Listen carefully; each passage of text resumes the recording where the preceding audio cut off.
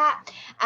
We are here today. You can see we have a guest, Tracey Latteman from THL Coaching. Good morning, Tracey. How are you? Morning. I'm good. How are you? Very well, thank you. Very well. So happy to have you here.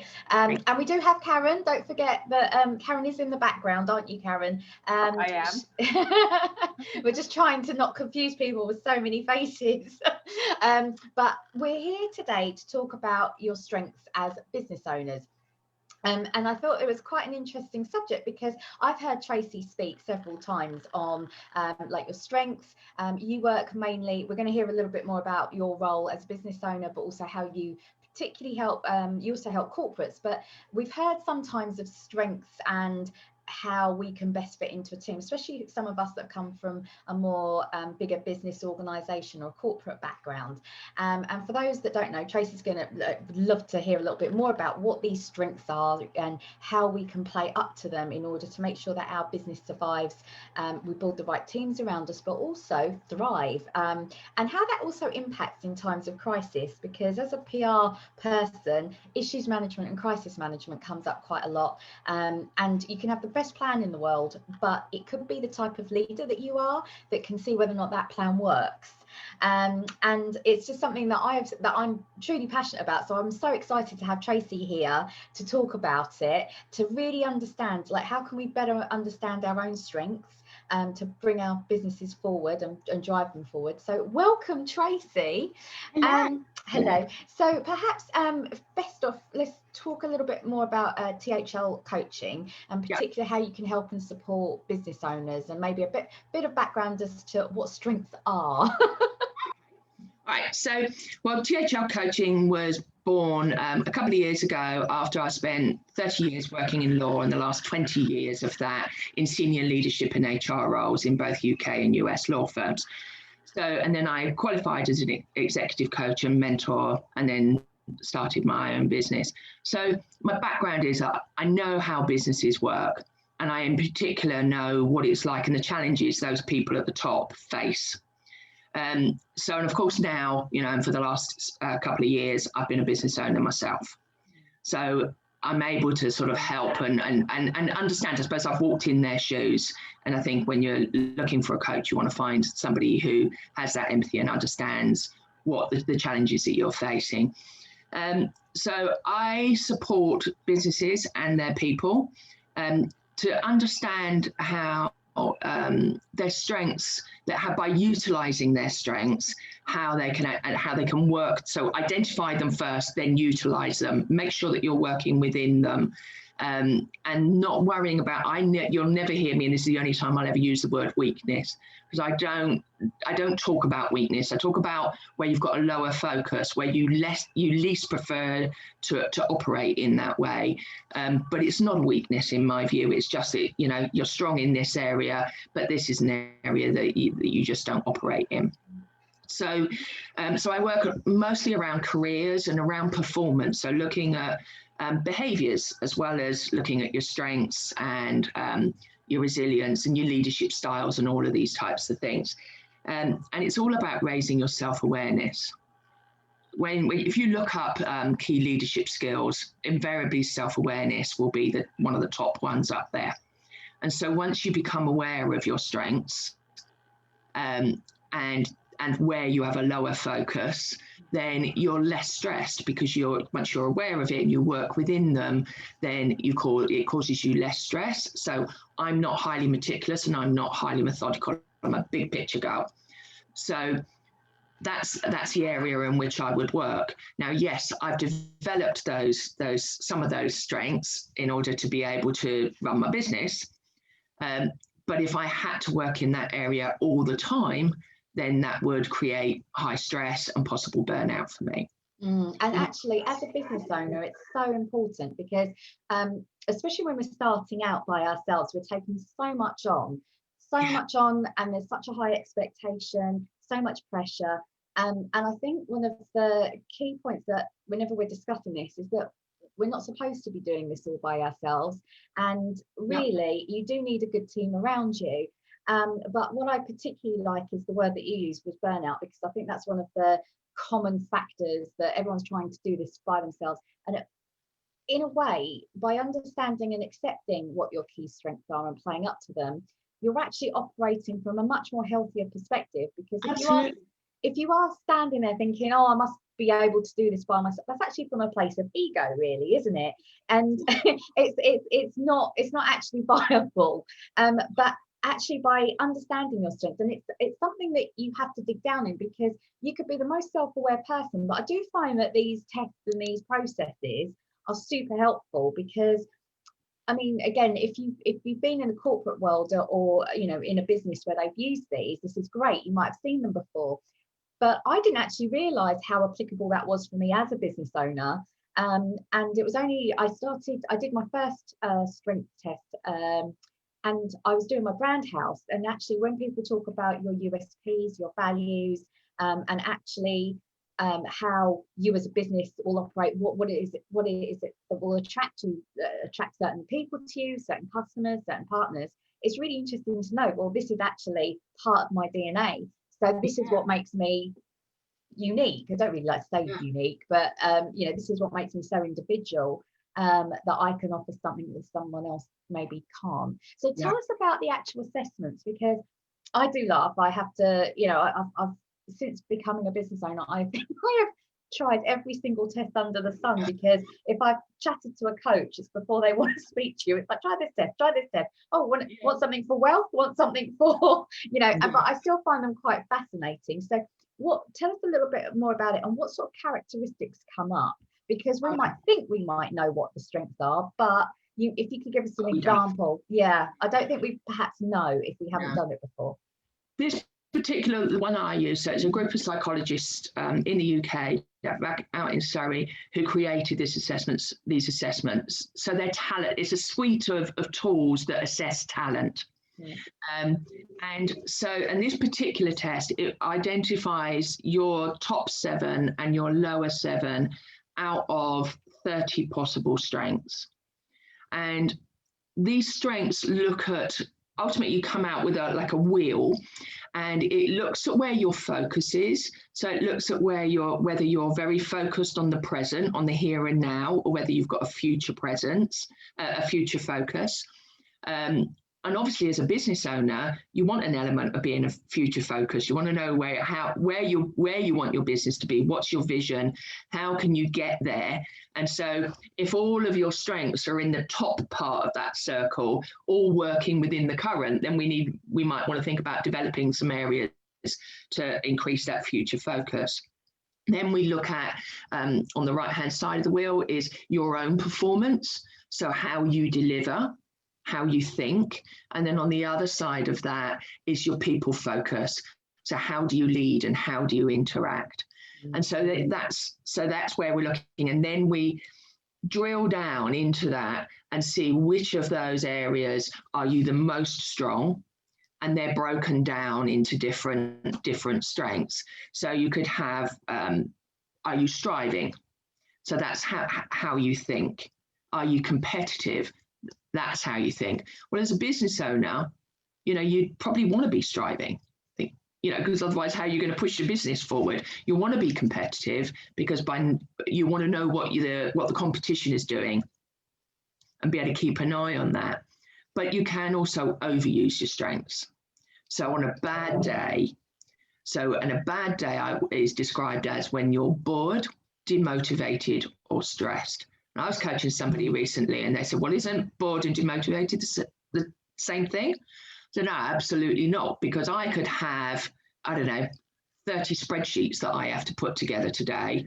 Well, I won't be bored because I've got lots of work to do, but I'd be highly demotivated because it's not anything that I enjoy. So I'd be really demotivated. So on a bad day, you can overuse your strengths. Right. It's thinking about, I can give an example. I was working with a group of a leadership group, and the most senior person in that business, he had real high fairness. And so you think, well, isn't that a good thing? Well, of course, yes, we all want to work for people and work with people that are fair. That helps us build our know, like, and trust.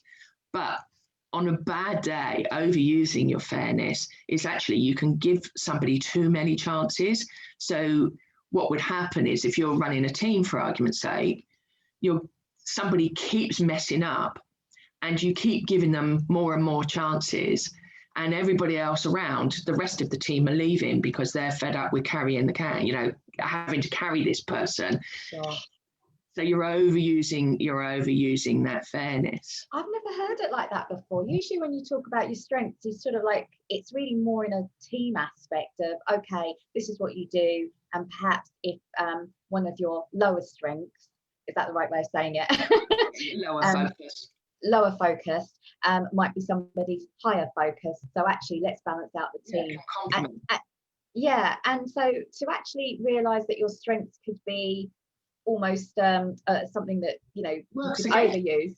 That's really fascinating. I would never have thought about that before, actually. And as a business owner, that the impact that could be, say, well, you could have a VA that's working with you, and they're not really delivering on the timelines of which you want the work sent back to you, but you're constantly giving them another chance and another chance, and that could be the detriment to you personally or to your business. Yeah, absolutely. Oh, this is fascinating. And I think as well, more so, we've noticed that from a PR perspective, I've really noticed that, again, where we've had the plans, it's really who steps up and what the team is and how that's delivered. Like, actually, the success of maybe an issue. And it's always the way, isn't it? I mean, I always laugh and say with PR, it's not so much when things are running smoothly, it's when it's about to hit the fan. That's how you know how strong your PR team is, how strong your leadership team is. Like, that's where you see the value of it.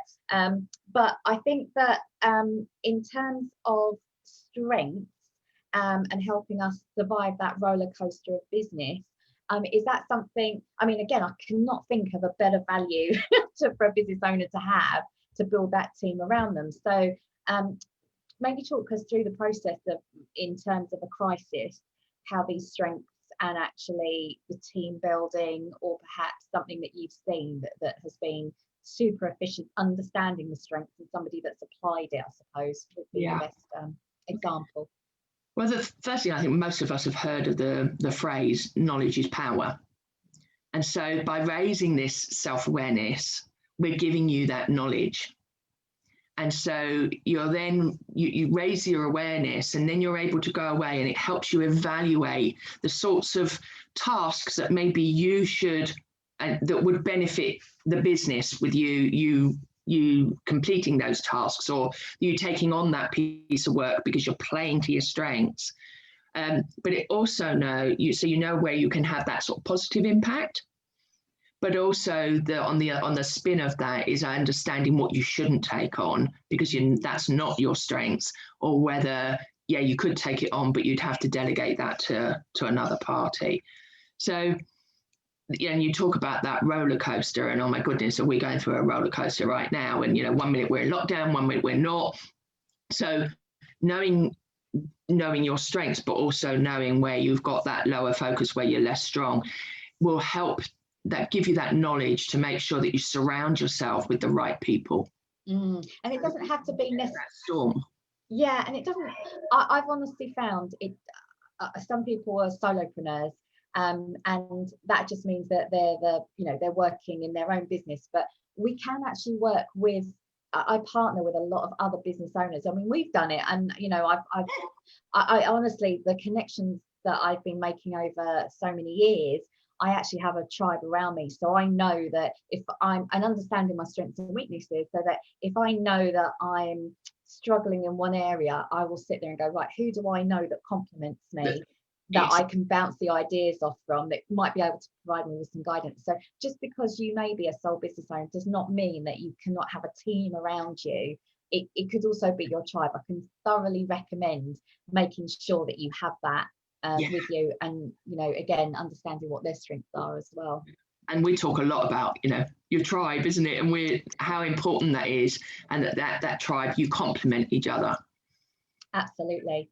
And I know, I mean, it's a completely separate sort of section, but I mean, once we've learned through strengths, once we've implemented that in our business, got the right team around us, prepared maybe for scenarios that will play to our strengths, so that we are as prepared as possibly can be. I'm just thinking, you know, it's not just about surviving the ups and downs, it is also about thriving. And I mean, I've always loved your talks on resilience, but you were saying that you almost have strength in one area and then resilience in a completely other, but it is actually, there is a really good connect, isn't there? Yeah. Because a lot of us have, I was just about to say, a lot of us have legacy businesses. So, you know, we actually are in it for the long term. We actually think that this is an infinite game. Therefore, how is this, you know, the key to resilience is to keep going. It's super important. So again, you know, maybe tell us a little bit more about the difference between strength and resilience, but how strength can help resilience if somebody was to work with you. Yeah, so they're two different assessments. Although when B-Talent were creating the resilience, it was actually going to be almost like a strengths plus. But then they realized it wasn't a strengths plus, it was very much around the resilience, and they work in pairs because they're sort of like your good day and bad day. So that your resilience relies on your strengths though. So I know whilst optimism isn't part of the strengths test, but it's part of what comes out of my resilience assessment. And I came out as a 10 on resilience, on optimism. Now you would think, well, yeah, you know, isn't it great to be optimistic? But actually when COVID hit, it went against me, because what happened was I couldn't maintain my high optimism because of all the negativity that was coming at me from every direction. Right. And I actually was probably really peeing people off. In fact, I know I did on a few occasions, because I'm sitting there going, no, it's going to be fine. You know, what are you all stressing about? You know, we'll come out of this in 3 months' time, we'll get through it, we'll be fine. So, and that was me overusing that sort of resilience strength, because I just wasn't really being an ostrich and sticking my head in the sand, but I was just not engaging with what was going on in the outside world and not prepared to take all of this pessimism on. But actually it meant that I was sort of pushing back on other people that were stressing about it. And I was probably not being as empathetic as I should have been, until I sort of did the assessment and like, now that's what's going on there. I'm overusing that resilience strength. So once you, as you sort of talked about earlier, once you know what your strengths are and you're working towards it, it means that you're more productive, you're more engaged, and that means that you're working within your strengths, you're less stressed, and that means you're less likely to burn out. And the burnout is obviously where the resilience comes in. And actually, this also goes back to the self-awareness, because you did that brilliant phrase where you're sitting there going, oh, this is how I'm sort of annoying other people around me. Because I mean, again, I know that I don't like blind positivity. I like to look at reality, like what's the reality of the situation, which is hard right now. I mean, there are times I've had to say to people that if the news is really overwhelming, you switch it off, but you still have to be informed, like try and find a different medium. I've said that so many times to people, you know, just put the BBC online rather than watch the news and just read what you need to read. So being informed is super important to give you, but you can still choose optimism. You know, I'm still looking at the situation, but I'm choosing optimism, but there is a healthy dose of realism in there. But you're right, even that's something that's even more tempered can still have an effect on other people. So what I particularly love about this, because relationships is key to what I'm sort of trying to help people understand through PR and relationship building and reputation building. You have to build those relationships, you have to be aware of them. And actually, you know, with your teams, with listening to what your customers want, this is all super important. So like you say, that self-awareness of building up better relationships and understanding who you are as a person. My question would be, how do you catch yourself though? Because like you say, what was it that took it to the point where you're like, actually this could be me? You know, when you how do you stop yourself from continuing to? Well, it's because once you've gone through it and we've coached, it's not just doing the assessment. I then coach after we've run can't speak this morning. Okay. After we've gone through the coffee. Yeah, exactly. Well, I haven't got any caffeine today. So yeah, it's going through the coaching. So what we do is identify areas that they might want to work on. And then that becomes a coaching subject for the next session. So I've forgotten the question now. That's okay. I was just thinking, how do we stop ourselves from sort of, like being self-aware? How do we then stop ourselves or learn? But you're saying it's through training, like training ourselves, understanding. Yeah, it's I'm putting the red flag in your mind. And so that then now when I think about that, if I'm stood in front of somebody and I'm being really optimistic and thinking, you know what, we'll be fine, we'll come through this, which I know we will, and then somebody else is not feeling that way, then just by their body language and by their facial expression, I can see that they're not engaging with that conversation. And so therefore then I'm overusing that strength, that optimism, and I pull back. Absolutely. Amazing. And mindfulness, I practice mindfulness, and that's another thing that helps a lot. By knowing that, I've raised that self-awareness, but also by putting those flags in my mind and then being present, I'm able to recognize the behaviors that I am carrying out to other people. Oh, thank you so much. This has been super helpful because, again, I don't think a lot of people would think about strength in the way that is assessed. And again, I think leadership is a core part of being a business owner. And we might not think that we have to take leadership lessons or, really think about how our self-awareness as us as people, us as a business, can be improved upon or even practiced, or we can develop that skill set and actually develop that team around us to make sure that we become better leaders. And I think that for somebody that's trying to juggle everything that we are doing on a day-to-day basis, it becomes harder and harder to sit there and think, do I need leadership training, or do we need, so again, it's really useful to show that you don't want to wait until things are going bad to get the coaching. It's something that you need to be aware of. And if you have time to actually, perhaps when you're doing a review, for example, in your business, you might go, okay, what could I be doing in the next step? How can I be building myself up better and make this business go forward? I think it's so important. So hopefully this has perhaps given you, anybody that's watching, catching us on the live or the replay, by all means put some questions in. We're coming close to time, so I would say please put your questions in the comments, and then Tracey, if you don't mind jumping in and then answering anything that comes through. I know that we had quite a few comments on some of our LinkedIn chat as well, so I'll invite you to come in and engage with that. But thank you so much. We'll put your contact details. Do follow Tracey. She's on LinkedIn, aren't you, mainly? So again, for conversation, I always enjoy your posts to understand a little bit more about what we should be thinking about. So thank you so much for joining us. Thank you for coming and being here with us this morning, Tracey.